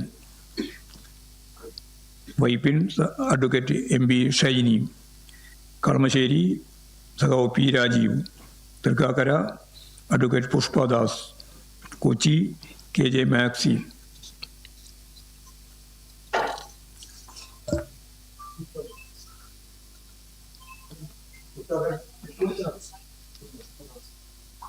Tripunithura അടുത്ത 47 തൃപ്പൂണിത്തുറ സഖാവ് കെ എൻ ഉണ്ണികൃഷ്ണൻ, കോതമംഗലം സഖാവ് ആന്റണി ജോൺ, ഉടുമ്പൻചോല സഖാവ് K K Jayendran, Devikulam advocate A Raja, Ettumanoor സഖാവ് V N Vasavan, Kottayam advocate K Anilkumar, Puthuppally സഖാവ് കെ എം രാധാകൃഷ്ണൻ, അരൂർ സഖാവ് ദിലീമ, ആലപ്പുഴ സഖാവ് പി പി ചിത്തരഞ്ജൻ, അമ്പലപ്പുഴ സഖാവ് എച്ച് സലാം, കായംകുളം അഡ്വക്കേറ്റ് യു പ്രതിഭ, ചെങ്ങന്നൂർ സഖാവ് സജി ചെറിയാൻ, മാവേലിക്കര സഖാവ് എം എസ് അരുൺകുമാർ, ആറന്മുള സഖാവ് Veena George, Konni advocate K U Jinesh Kumar, Kottarakkara സഖാവ് കെ എൻ ബാലഗോപാൽ, കുണ്ടറ സഖാവ് എസ് എൽ സജികുമാർ, ഇരുവിപുരം സഖാവ് എം നൌഷാദ്, കൊല്ലം സഖാവ് S Jayamohan, Varkala advocate V Joy, Attingal സഖാവ് O S Ambika, Vamanapuram advocate D K Murali, Kazhakkoottam സഖാവ് Kadakampally Surendran, Vattiyoorkavu advocate V K Prasanth, Nemom സഖാവ് V Sivankutty, Kattakkada advocate I B Sathish, Aruvikkara advocate G Stephen, Neyyattinkara സഖാവ് കെ ആൻസലൻ, പാറശാല സഖാവ് സി കെ ഹരീന്ദ്രൻ. ഇത് പാർട്ടി ആലുവ പറഞ്ഞല്ലോ നേരത്തെ. ചാലക്കുടിയൊന്നും നമ്മുടെ സീറ്റല്ല, കേരള കോൺഗ്രസിൻ്റെ. പാലക്കാട് സ്വതന്ത്രനാണ്, ഞാൻ പറയാം. ഇപ്പോൾ 75 നിയോജക മണ്ഡലങ്ങളിൽ ഞങ്ങൾ പാർട്ടി സ്ഥാനാർത്ഥികൾ എന്ന രീതിയിലാണ് മത്സരിക്കുക. പിന്നെ സ്വതന്ത്രന്മാർ Kunnamangalam P T A Rahim, Tanur V Abdurahman, Vengara Muhammad Sabah Kundukuzhiyil, Nilambur U Sharafali, Thavanur K T Jaleel, Chavara doctor Sujith Vijayan. ഈ 6 പേര് സ്വതന്ത്രന്മാരായിട്ട് പാർട്ടി സീറ്റിലെ സ്വതന്ത്രന്മാരായിട്ട് മത്സരിക്കുന്നവരാണ്. പിന്നെ ചില സീറ്റുകളിൽ ഇനി സ്വതന്ത്രന്മാരെ നിശ്ചയിക്കേണ്ടതുണ്ട്, അത് പിന്നീട് നിശ്ചയിക്കുക ചെയ്യും. കൊടുവള്ളി, കോട്ടക്കൽ, കൊണ്ടോട്ടി, തിരൂര്, പാലക്കാട്. കൊടുവള്ളി, കോട്ടക്കൽ, കൊണ്ടോട്ടി, തിരൂർ, പാലക്കാട്. ഇത് സ്വതന്ത്രന്മാരാണ് മത്സരിക്കുന്നത്. അപ്പോൾ അത് പിന്നീട് തീരുമാനിക്കും. മാഹി ഈ പോണ്ടിച്ചേരിയുടെ ഭാഗമായിട്ടാണ്. അഡ്വക്കേറ്റ് ടി അശോക് കുമാർ സ്വതന്ത്രനായിട്ട് മത്സരിക്കുക. T Ashok Kumar, advocate T Ashok Kumar.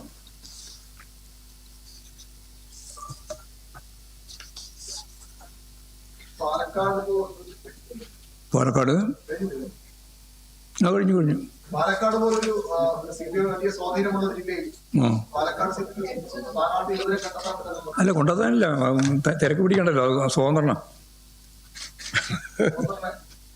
സ്വതന്ത്രനായിട്ട് മത്സരിക്കുക. വിസ്മയപരമായ സ്ഥാനാർത്ഥിയായിരിക്കും. അതെല്ലാം ഇല്ല, വിസ്മയ പാർക്ക് കേട്ടില്ല. പക്ഷേ കേരള കോൺഗ്രസ് കണ്ടുപിടിച്ചിട്ടല്ലേ കേരള കോൺഗ്രസിന് അല്ല, കേരള കോൺഗ്രസും അതുപോലുള്ള എല്ലാവരുമായിട്ടുള്ള ചർച്ച ഏതാണ്ട് പൂർത്തിയായിക്കൊണ്ടിരിക്കുന്ന ഘട്ടത്തിലാണ്. പക്ഷേ പാലക്കാട് യുഡിഎഫിന്റെ സ്ഥാനാർത്ഥിയാണെന്ന് അറിയാൻ വേണ്ടി ചെയ്യുന്നതാണോ? യുഡിഎഫിന്റെ സ്ഥാനാർത്ഥിയാണെന്ന് അറിയാനാണോ പാലക്കാട്? അതല്ല, നമുക്ക് സ്ഥാനാർത്ഥിയെ കണ്ടുപിടിക്കണമല്ലോ. കോവളത്തൊക്കെ നമ്മുടെ സീറ്റിൽപ്പെട്ടതല്ല, പാർട്ടി സീറ്റ്. പാർട്ടി ആരുടെ സീറ്റ് ഏറ്റെടുക്കുന്നില്ല. അതെങ്ങനെ തീരുമാനിക്കുന്നത്? അത് ചർച്ച ചെയ്ത് തീരുമാനിക്കേണ്ട കാര്യങ്ങളെ നമ്മൾ തീരുമാനിക്കേണ്ടതല്ലോ. CPIMന്റെ സീറ്റിലെ സ്ഥാനാർത്ഥികളെയാണ് ഞാൻ പറഞ്ഞത്. ഇനി സ്വതന്ത്രന്മാരായിട്ട് 5 സീറ്റ് കൂടി പ്രഖ്യാപിക്കാനുണ്ട്. ആ പ്രഖ്യാപിക്കുന്നതോടുകൂടി ഞങ്ങളുടെ മത്സരിക്കുന്ന എല്ലാ സീറ്റും പൂർണ്ണമാവും. അത് 2 ദിവസം കൊണ്ട് അത് ഉൾപ്പെടെയാണ് 87. ഇല്ല 86. അല്ല, പക്ഷേ ഈ 12 സീറ്റ് കേരള കോൺഗ്രസ് പാസ്സായിട്ടുള്ളൂ. ഈ നമ്മുടെ കോവളം മണ്ഡലത്തിലെ ISKDക്ക് ആണെങ്കിൽ പോലും അവിടെ സ്ഥാനാർത്ഥി അവിടെ എന്തെങ്കിലും ഇടപെടലുണ്ടോ?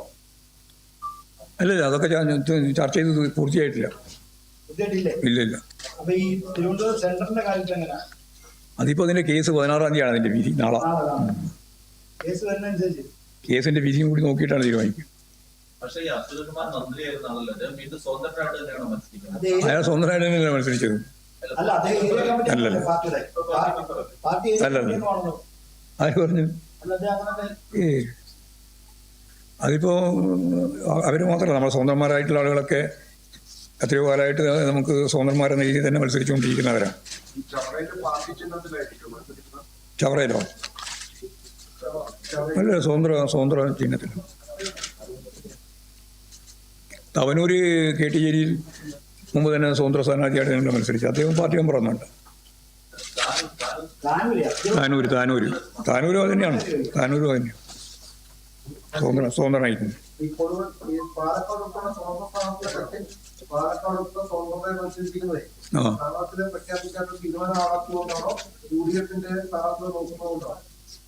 അതൊന്നും ഞാനിപ്പോൾ ഓരോന്നോരോന്നൊന്നും പറയണ്ടില്ല. അതിന്റെ ഓരോ കാരണങ്ങളെ പറ്റിയല്ലോ. ഏതായാലും ഇപ്പോഴും ഞങ്ങള് സ്ഥാനാർത്ഥിയെ പ്രഖ്യാപിച്ചു കഴിഞ്ഞിട്ടില്ല. അതെ, അത് തന്നെ പ്രഖ്യാപിച്ചു. അത് ഒഴിച്ചിട്ടുള്ളത് അതിനെന്തെങ്കിലും കുഴപ്പം? 5 ഒഴിച്ചിട്ട് അത് ഞാൻ പറഞ്ഞല്ലോ. ഞങ്ങളുടെ പാർട്ടി സ്ഥാനാർത്ഥികളെ സംബന്ധിച്ചും ഞങ്ങൾ ഉറപ്പായിട്ട് തീരുമാനിച്ച സ്വതന്ത്രന്മാരുടെ പറ്റി പറഞ്ഞത്. ഇനി സ്വതന്ത്രന്മാരായിട്ട് തന്നെ മത്സരിക്കുന്ന ചിലരെ തീരുമാനിക്കേണ്ടിയുണ്ട്. അത് തീരുമാനിച്ചിട്ട് പറയാം. 2 ദിവസം മാക്സിമം 2 ദിവസം. ഇനി സമയമില്ലല്ലോ സ്ഥാനാർത്ഥികളെ നിശ്ചയിക്കാനും. അതുപോലെ വലിയ സമയമില്ല. വിഷുവിന് മുമ്പ് തന്നെ ഇലക്ഷൻ നടക്കുകയാണല്ലോ. അപ്പോൾ സ്വാഭാവികമായിട്ടും നമുക്ക് വേഗം തന്നെ കാര്യങ്ങൾ തീരുമാനിച്ച് പോകേണ്ടി വരും. ഏപ്രിൽ 9-ാം തീയതിയാണല്ലോ ഇലക്ഷൻ ഈ പ്രഖ്യാപിച്ചത്. പ്രാദേശികമായി ചില എതിർപ്പുകൾ, ഉദാഹരണം മഞ്ചേശ്വരം സ്ഥാനാർത്ഥിയെ സംബന്ധിച്ച് അവിടെ ചില പ്രശ്നങ്ങളൊക്കെ ഉണ്ട്. അപ്പൊ അങ്ങനെ പ്രാദേശികമായ എതിർപ്പുകളെ കണക്കെടുക്കാതെ നമ്മൾ തീരുമാനിച്ചതാണ്. അല്ല, മഞ്ചേശ്വരത്ത് എന്തോ എതിർപ്പുണ്ട്. അതൊക്കെ അഭിപ്രായങ്ങളൊക്കെ സഹാക്കൾ പലരും പറഞ്ഞിട്ടുണ്ട്. അതൊന്നും കണക്കിലെടുക്കണ്ടില്ല. അപ്പോൾ നമുക്ക് അവസാനിപ്പിക്കാം. ഇന്നിപ്പോൾ സ്വതന്ത്രനാണ് ഉദ്ദേശിക്കുന്നത്. ഞാൻ ഈ പറഞ്ഞ 5 മണ്ഡലത്തിലും സ്വതന്ത്രന്മാരെയാണ് വിശ്വാസം. CPIM സംസ്ഥാന സെക്രട്ടറി MB ഗോവിന്ദൻ മാസ്റ്റർ തിരുവനന്തപുരത്ത് നടത്തിയ വാർത്താ സമ്മേളനത്തിൽ 75 മണ്ഡലങ്ങളിലേക്കുള്ള സ്ഥാനാർത്ഥി പട്ടിക പ്രഖ്യാപിച്ചു കഴിഞ്ഞിരിക്കുന്നു. ഭരണ തുടർച്ചയുടെ 3-ാം മൂഴം ലക്ഷ്യമിടുന്ന ജനകീയ സാരഥികൾ എന്നാണ് ഈ പട്ടികയെ പാർട്ടി വിശേഷിപ്പിക്കുന്നത്. ജനകീയ സാരഥികൾ എന്നുള്ള വിശേഷണത്തോടെ ആകെ മണ്ഡലങ്ങൾ 75. അത് പാർട്ടി ചിഹ്നത്തിൽ മത്സരിക്കുന്നവരും സ്വതന്ത്രരും ഉൾപ്പെടെയാണ്. മുഖ്യമന്ത്രി പിണറായി വിജയൻ ഭരണത്തലവൻ എന്നുള്ള നിലയ്ക്ക് ധർമ്മടത്ത് നിന്ന് ജനവിധി തേടുന്നു. മുഖ്യമന്ത്രി ഉൾപ്പെടെ 12 മന്ത്രിമാർ ഇത്തവണ മത്സരരംഗത്തുണ്ട്. മന്ത്രിമാരുടെ നിര തന്നെ അങ്ങനെ മത്സരരംഗത്തേക്ക് വരുന്നു. മറ്റൊരു കാര്യം യുവത്വത്തിൻ്റെ പ്രാധാന്യമാണ്. DYFI സംസ്ഥാന സെക്രട്ടറി VK സനോജ് ഉൾപ്പെടെ ഉള്ളവർ, ആ യുവ നേതാക്കൾ ഈ സ്ഥാനാർത്ഥി പട്ടികയിൽ ഇടം പിടിച്ചിരിക്കുന്നു. 10 വനിതാ സ്ഥാനാർത്ഥികളുണ്ട് എന്നുള്ളതാണ്. KK ശൈലജ ഉൾപ്പെടുന്നു, വീണ ജോർജ് ഉൾപ്പെടുന്നു, ഡോക്ടർ R ബിന്ദു തുടങ്ങിയവർ ഉൾപ്പെടുന്ന 10 വനിതാ സ്ഥാനാർത്ഥികൾ. കായിക താരം U ഷറഫ് അലി ഉൾപ്പെടെയുള്ള സ്വതന്ത്രരും പട്ടികയിലുണ്ട് എന്നുള്ളതാണ്. പിണറായി വിജയൻ ധർമ്മടത്ത് നിന്ന്, KN ബാലഗോപാൽ കൊട്ടാരക്കരയിൽ നിന്ന്, P രാജീവ് കളമശ്ശേരിയിൽ നിന്ന്, PA മുഹമ്മദ് റിയാസ് ബേപ്പൂരിൽ നിന്ന്, V ശിവൻകുട്ടി നേമത്ത് നിന്ന്, വീണ ജോർജ് ആറന്മുളയിൽ നിന്ന്, ഡോക്ടർ R ബിന്ദു ഇരിങ്ങാലക്കുടയിൽ നിന്ന്, MB രാജേഷ് തൃത്താലയിൽ നിന്ന്, VN വാസവൻ ഏറ്റുമാനൂരിൽ നിന്ന്, സജി ചെറിയാൻ ചെങ്ങന്നൂരിൽ നിന്ന്, V അബ്ദുറഹ്മാൻ താനൂരിൽ നിന്ന്, OR കേളു മാനന്തവാടിയിൽ നിന്ന് ആണ് മത്സരിക്കുന്നത്. മറ്റ് പ്രധാനപ്പെട്ട സ്ഥാനാർത്ഥികളെക്കുറിച്ച് നോക്കുകയാണെങ്കിൽ തളിപ്പറമ്പ്, മട്ടന്നൂർ, തൃപ്പൂണിത്തുറ, കൊയിലാണ്ടി, പാലക്കാട്, ഏറനാട് അത് നമ്മളിപ്പോൾ സൂചിപ്പിച്ചു കഴിഞ്ഞു. ഈ ബിനോയ് ഈ വാർത്താ സമ്മേളനം അവസാനിപ്പിച്ച് സ്ഥാനാർത്ഥി പട്ടികയുടെ ഭൂരിപക്ഷവും പ്രഖ്യാപിക്കുകയും സ്വതന്ത്രരെ പ്രഖ്യാപിക്കുന്നതിന് വേണ്ടി പാലക്കാട് ഉൾപ്പെടെ മാറ്റിവെക്കുകയും ചെയ്തിരിക്കുന്നു. ആ പട്ടിക എത്രത്തോളം പ്രധാനപ്പെട്ടതാണ്? ഈ 5 പേരുടെ അല്ലെങ്കിൽ 5 സ്വതന്ത്രന്മാരുടെ കാര്യത്തിലാണ് ഇനി ഒരു അന്തിമമായി ഒരു തീരുമാനം എടുക്കേണ്ടത്. നേരത്തെ തന്നെ CPM ഒരു തീരുമാനമായി അറിയിച്ചിരുന്നു. മറ്റ് രാഷ്ട്രീയ പാർട്ടികളുടെ സ്ഥാനാർത്ഥികളെ കൂടി തീരുമാനിച്ചതിന് ശേഷമായിരിക്കും പാലക്കാട്, കൊണ്ടോട്ടി ഉൾപ്പെടെയുള്ള 5 മണ്ഡലങ്ങളിൽ നിന്നുള്ള സ്ഥാനാർത്ഥികളെ തീരുമാനിക്കുക എന്നുള്ളത്. ഇപ്പോൾ CPIM പ്രഖ്യാപിച്ചിരിക്കുന്നതിൽ ഏറ്റവും പ്രധാനപ്പെട്ട കാര്യം 86 പേരാണ് ഇത്തവണ CPIMൻ്റെ പാനലിൽ മത്സരരംഗത്തേക്ക് എത്തുന്നത്. അതിൽ പഴയ MLA മാർ ഉൾപ്പെടെ 56 പേരുണ്ട്. ഈ 56 പേര് എന്ന് പറയുമ്പോൾ അതിൽ മന്ത്രിമാർ ഉൾപ്പെടെയുള്ളവർ പങ്കെടുക്കുന്നു എന്നുള്ളതാണ് ഏറ്റവും പ്രധാനപ്പെട്ട കാര്യം. ഇതിൽ ഇതുവരെ പ്രഖ്യാപിച്ചതിൽ 6 സ്വതന്ത്രന്മാരുണ്ട്. അതുപോലെ തന്നെ 75 പാർട്ടി അംഗങ്ങളും അങ്ങനെയാണ് ഇപ്പോൾ ഇതുവരെ പട്ടിക പുറത്തു വന്നിരിക്കുന്നത്. എന്തായാലും CPMൻ്റെ മുന്നൊരുക്കങ്ങൾ വളരെ വേഗത്തിൽ ആയിരുന്നു എന്നുള്ളതിൻ്റെ ഒരു തെളിവാണ് പട്ടിക ഇത്ര വേഗത്തിൽ തന്നെ പ്രഖ്യാപിക്കാൻ കഴിഞ്ഞത്.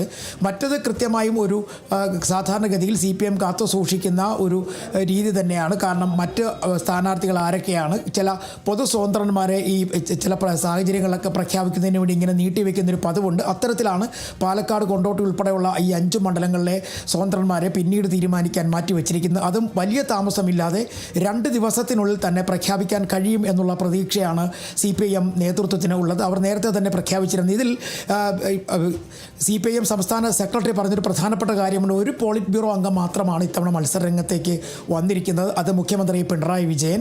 അതുപോലെ തന്നെ പല വലിയ തരത്തിലുള്ള അത്ഭുതങ്ങൾ അല്ലെങ്കിൽ അങ്ങനെ ഒന്നും പ്രധാനപ്പെട്ടതായി എടുത്തു പറയാൻ ഒന്നും തന്നെ ഇല്ലെങ്കിൽ തന്നെയും ജനപ്രിയരായ നേതാക്കന്മാരെ പട്ടികയിൽ ഉൾപ്പെടുത്തി മുന്നോട്ട് കൊണ്ടുവരുവാൻ CPMന് കഴിഞ്ഞിട്ടുണ്ട് എന്നുള്ളത് ഒരു പ്രധാനപ്പെട്ട കാര്യം. CPIയും അതിൽ വളരെയധികം ശ്രദ്ധ ചെലുത്തിയിട്ടുണ്ട്. കാരണം അവർ നേരത്തെ നിഷ്കർഷിക്കപ്പെട്ടിട്ടുള്ള ഒരു നിയമാവലി CPIക്കുണ്ട്. കാരണം 25 പേർ മത്സരരംഗത്തുണ്ടെങ്കിലും അവർ 3 ടേം പൂർത്തിയാക്കിയ 6 പേരെ ഒഴിവാക്കിയിട്ടുണ്ട്. അതിനുശേഷമുള്ള പട്ടിക CPIയും പുറത്തിറക്കിയിരിക്കുന്നു. അപ്പോൾ എന്തായാലും ഒരു കാര്യം ഉറപ്പായി കഴിഞ്ഞിരിക്കുന്നു, വരും ദിവസങ്ങൾ, അതായത് ഈ മണിക്കൂർ മുതൽ തന്നെ CPMും CPIയും അവരുടെ തിരഞ്ഞെടുപ്പ് പ്രചരണ പരിപാടികളിലേക്ക് കടന്നിരിക്കുന്നു എന്ന് തന്നെ നമുക്ക് വ്യക്തമായി പറയാൻ കഴിയും. കാരണം ഈ ഔദ്യോഗിക പ്രഖ്യാപനത്തിന് വേണ്ടി മാത്രമായിരുന്നു CPIയും കാത്തിരുന്നത്.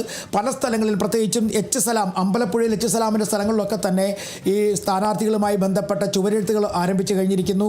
അതുപോലെ കൊച്ചിയിൽ മത്സരിക്കുന്ന മാക്സിയുടെ മണ്ഡലത്തിൽ ഫ്ലക്സ് ബോർഡുകൾ തയ്യാറായി കഴിഞ്ഞിരിക്കുന്നു. അങ്ങനെ എല്ലാ സ്ഥലങ്ങളിലും സ്ഥാനാർത്ഥികളായി നേരത്തെ തന്നെ പാർട്ടി തീരുമാനിപ്പിക്കപ്പെട്ട ആളുകളെല്ലാം തന്നെ അവർ മത്സര രംഗത്തേക്ക് എത്തുന്നതിന് വേണ്ടിയുള്ള എല്ലാ തയ്യാറെടുപ്പുകളും അവർ പൂർത്തിയാക്കി കഴിഞ്ഞിരിക്കുന്നു. കൃത്യമായി പറയുകയാണെങ്കിൽ CPIM അവരുടെ അല്ലെങ്കിൽ CPIയും ഇടതുമുന്നണി അവരുടെ പ്രചരണ പരിപാടികളിലേക്ക് എത്തിയിരിക്കുന്നു, കടന്നിരിക്കുന്നു എന്ന് തന്നെ പറയാൻ കഴിയും. കാരണം CPIMനെ സംബന്ധിച്ചിടത്തോളം അവരുടെ അഭിമാന പോരാട്ടമാണ്, അതായത് മൂന്നാം വട്ടവും കേരളത്തിലേക്ക് ഇടതുമുന്നണി ഭരണം എന്നുള്ളത് മുന്നിൽ കണ്ടുകൊണ്ട് തന്നെയാണ് ഇപ്പോൾ എത്തിയിരിക്കുന്നത്. കാരണം അവരുടെ എല്ലാ അർത്ഥത്തിലും തയ്യാറെടുപ്പുകൾ പൂർത്തിയായി കഴിഞ്ഞിരിക്കുന്നു. പിന്നെ ഒരു പ്രധാന പ്രശ്നമായി പറയുന്നത് ചുരുങ്ങിയ ദിവസങ്ങൾ 23 ദിവസം എന്ന് പറയുന്ന ഒരു ചുരുങ്ങിയ ദിവസം മാത്രമാണ് ഇന്ന് മുതൽ ഓരോ രാഷ്ട്രീയ പാർട്ടികൾക്കും കിട്ടുന്നത്. പ്രത്യേകിച്ചും വലിയ തരത്തിലുള്ള ചൂടുള്ള കാലാവസ്ഥ, അതുമായി ബന്ധപ്പെട്ട് തെരഞ്ഞെടുപ്പ് പ്രചരണവുമായി ബന്ധപ്പെട്ട് മുന്നോട്ട് പോകുന്നതിന് കിട്ടുന്ന ദിവസങ്ങളുടെ എണ്ണം, പട്ടിക സമർപ്പണത്തിന് കിട്ടുന്ന ദിവസങ്ങൾ, അങ്ങനെ വരുന്ന വളരെ ചുരുങ്ങിയ ദിവസങ്ങളെ കിട്ടുന്നുണ്ടെങ്കിൽ തന്നെയും പക്ഷേ ആ ചുരുങ്ങിയ ദിവസങ്ങൾ ഉള്ളിൽ തന്നെ അവരുടെ പ്രചരണ പരിപാടികൾ വളരെ വേഗത്തിൽ മുന്നോട്ട് കൊണ്ടുപോകാൻ ഇടതുമുന്നണിക്ക് കഴിയും, കോൺഗ്രസിനും കഴിയുമെന്ന് നമുക്ക് പ്രതീക്ഷിക്കാം. പക്ഷേ ഇന്നോ നാളെയോ ഒക്കെ തന്നെ ഇന്നും നാളെയുമായിട്ട് കോൺഗ്രസിൻ്റെ ചർച്ചകൾ പൂർത്തിയാക്കി നാളെ വൈകുന്നേരത്തോടു കൂടി തന്നെ ആദ്യ പട്ടിക UDFും പുറത്തിറക്കും. ഇപ്പോൾ LDFിൽ അവശേഷിക്കുന്നത് CPMും CPIയും അവരുടെ സ്ഥാനാർത്ഥി പട്ടികകൾ പ്രഖ്യാപിച്ചു കഴിഞ്ഞിരിക്കുന്നു. ചില ഘടകകക്ഷികൾ, അതായത് പ്രത്യേകിച്ച് കേരള കോൺഗ്രസ് എമ്മുമായും ഒക്കെയുള്ള ചില ധാരണാ ചർച്ചകൾ ഇടതുമുന്നണിക്കുണ്ട്. അത് കാരണം കേരള കോൺഗ്രസ് എം 13 സീറ്റുകളാണ് ആവശ്യപ്പെട്ടിരിക്കുന്നത്. നിലവിൽ അവർ 12 സ്ഥലത്താണ് മത്സരിക്കുന്നത്. ഒരു സീറ്റ് കൂടി അധികമായി അവർ ചോദിക്കുന്നുണ്ട്. അതാണ് ഈ കൊണ്ടോട്ടിയുടെ കാര്യത്തിൽ ഒരു സംശയം പറഞ്ഞു നിർത്തിയിരിക്കുന്നത്. അങ്ങനെയാണെന്നുണ്ടെങ്കിൽ ഒരു സീറ്റ് കൂടി ഒരു പക്ഷേ വിട്ടുകൊടുക്കാൻ സാധ്യതയുണ്ട്. അങ്ങനെയാണെങ്കിൽ കേരള കോൺഗ്രസ് എം 13 സീറ്റുകളിൽ മത്സരിക്കും. മറ്റ് കാര്യങ്ങൾ നോക്കുകയാണെങ്കിൽ ഇനി ഇതിനകത്തുള്ള ഘടകകക്ഷികളുടെ കാര്യത്തിലാണ്. ഘടകകക്ഷികളിൽ ചില തർക്കങ്ങൾ നിലനിൽക്കുന്നുണ്ട്. പ്രത്യേകിച്ചും NCPക്കകത്ത് തർക്കം നിലനിൽക്കുന്നുണ്ട്. കാരണം AK ശശീന്ദ്രൻ മത്സരിക്കണമോ അതല്ലെങ്കിൽ മാറ്റി നിർത്തണമോ എന്നുള്ള കാര്യത്തിൽ ഒരു അന്തിമ തീരുമാനത്തിലേക്ക് എത്തിയിട്ടില്ല. അത് മുന്നണിയുമായി ബന്ധപ്പെട്ട ചർച്ചകൾ ഇനി വളരെ വേഗത്തിൽ അവർ 1-2 ദിവസത്തിനുള്ളിൽ തന്നെ അതും പൂർത്തിയായി കഴിയും. അത് കഴിഞ്ഞ് LJDയിൽ ചില തർക്കങ്ങൾ നിലനിൽക്കുന്നുണ്ട്. ഇപ്പോൾ പ്രതിപക്ഷ നേതാവ് VD സതീശൻ മാധ്യമങ്ങളെ കാണുകയാണ്. അതിലേക്ക് പോയിട്ട് വരാം. ഇതുപോലെ കോടിക്കണക്കിന് രൂപയുടെ പരസ്യം നടത്തിയ ഒരു കാലവും ഉണ്ടായിട്ടില്ല. അപ്പോൾ അതിനെല്ലാം അന്ത്യം കുറിക്കുകയാണ്. അതെല്ലാം ഇവിടെ ചോദ്യം ചെയ്യപ്പെടും. കേരളത്തെ തകർത്തു തരിപ്പണമാക്കിയ ഒരു സർക്കാരിനെതിരായ ജനങ്ങളുടെ അതിശക്തമായ പ്രതീക്ഷയും UDFനെ കുറിച്ചുള്ള പുതിയ പ്രതീക്ഷയുമായിരിക്കും ഈ തെരഞ്ഞെടുപ്പിൽ പ്രതിഫലിക്കാൻ പോകുന്നത് എന്ന് ഞങ്ങൾ വിശ്വസിക്കുന്നു. ഈ തദ്ദേശ തെരഞ്ഞെടുപ്പിന് ശേഷമുള്ള രാഷ്ട്രീയ സാഹചര്യമല്ല നിലവിലുള്ളത്. CPM വലിയ കോൺഫിഡൻസിലുള്ളത്. ഇതിപ്പോൾ സ്ഥാനാർത്ഥികളടക്കം പ്രഖ്യാപിച്ചു.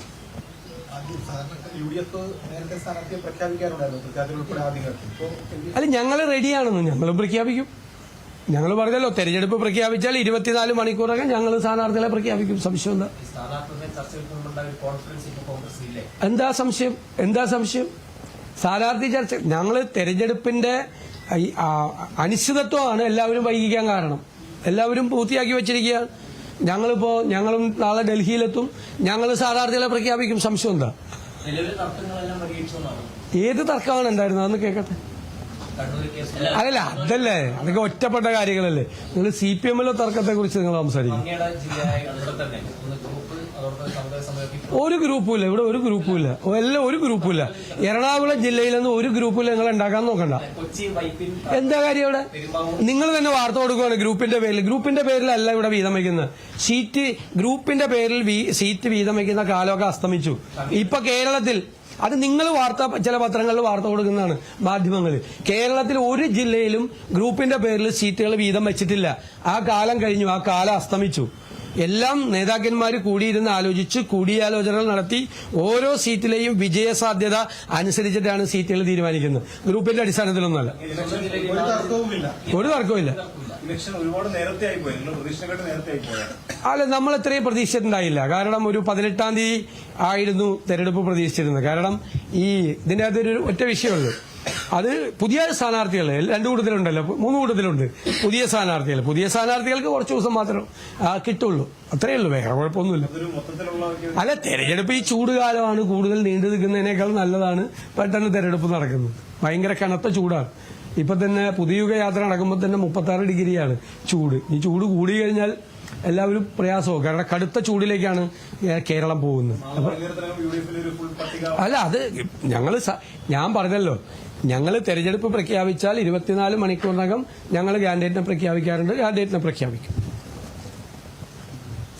എറണാകുളത്ത് 4 സീറ്റിൽ കൊച്ചി, വൈപ്പിൻ, തൃപ്പൂണിത്തുറ, പെരുമ്പാവൂർ അവിടെയൊക്കെ ഏതെങ്കിലും തരത്തിലുള്ള എല്ലാ സീറ്റുകളും കൂടിയാലോചനകൾ നടത്തിയിട്ടുണ്ട്. ഞങ്ങൾ ഇരുന്ന് കഴിഞ്ഞാൽ അപ്പോൾ അനൗൺസ് ചെയ്യാവുന്ന പാകത്തിലാണുള്ളത്. നാളെ വീണ്ടും ഞാൻ നിങ്ങളോട് പറഞ്ഞല്ലോ, UDFന്റെ ഘടകകക്ഷികളുമായിട്ടുള്ള ചർച്ച 1 മണിക്കൂർ ഇരുന്നാൽ തീരുന്ന ചർച്ചയല്ലെന്ന് പറഞ്ഞു. ഇന്ന് നിങ്ങളെല്ലാവരുടെയും സാന്നിധ്യത്തിൽ ഞങ്ങൾ അരമണിക്കൂറാണ് ഇരുന്നത്. അരമണിക്കൂർ കൊണ്ട് ലീഗുമായിട്ടുള്ള എല്ലാ ചർച്ചകളും തീർന്നു.